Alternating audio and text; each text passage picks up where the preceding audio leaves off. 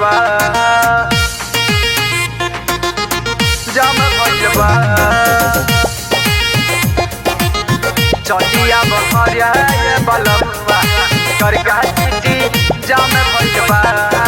Music by दीपक पटरिया।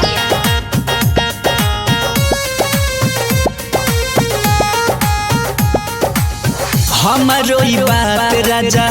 चले न देला केतनो गलाई दाल गले न देला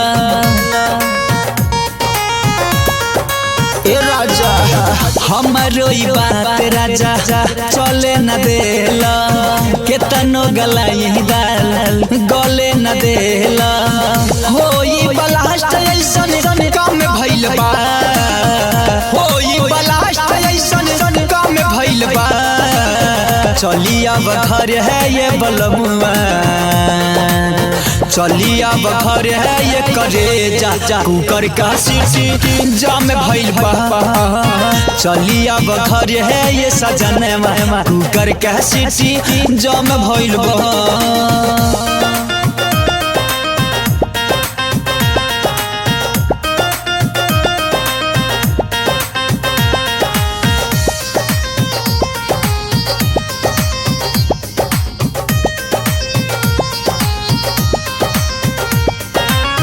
जवानी के यहाँ के राजा कैसे बूटी चली अब घरे लेके कुछ दिन छुट्टी हो जवानी के यहाँ के राजा कैसे बूटी चली अब घरे लेके कुछ दिन छुट्टी चढ़ली जवानी गोदाम भइल बा चढ़ली जवानी भइल बा चलिया बखर है ये बलमुआ चलिया बखर है ये सुगना मामा कर कह सीटी जाम भइल बा चलिया बखर है ये बलमुआ कर कह सीटी जाम भइल बा। जाम भइल बा जाम भइल बा चलिया बखरिया ये बलमुआ करका सिटी जाम भइल बा। म्यूजिक बाय दीपक पटरिया।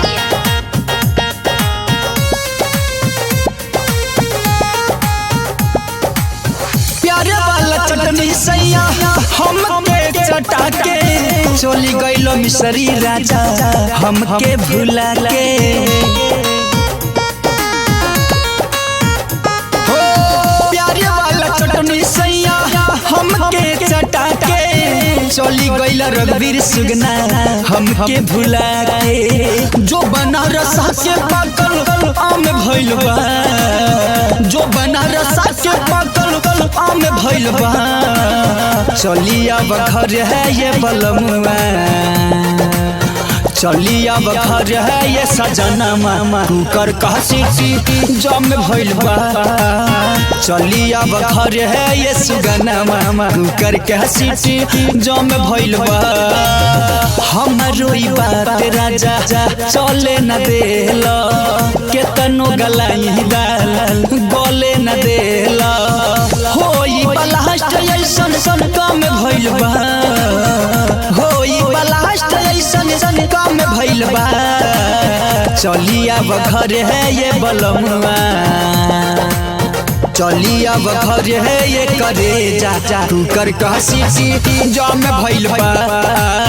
चलिया बखर है ये बलमुआ कुकर कह सीटी जाम भइल बा।